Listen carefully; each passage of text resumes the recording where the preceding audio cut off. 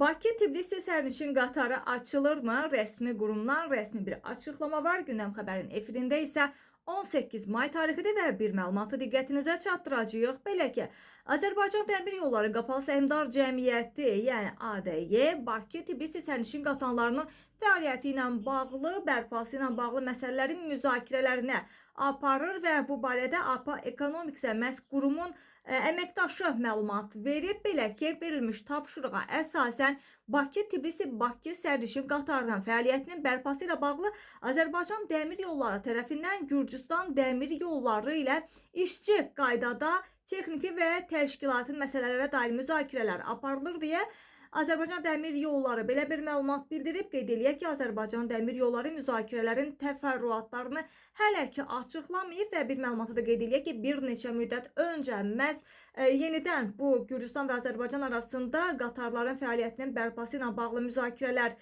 gündəmə gəldi və rəsmi qurumdan açıqlama isə və müzakirələrin davam etməsi olmuşdu. Yenə də eyni şəkil baxaq görək bu müzakirələrin tamamı nə zamana təsadüf eləyəcək.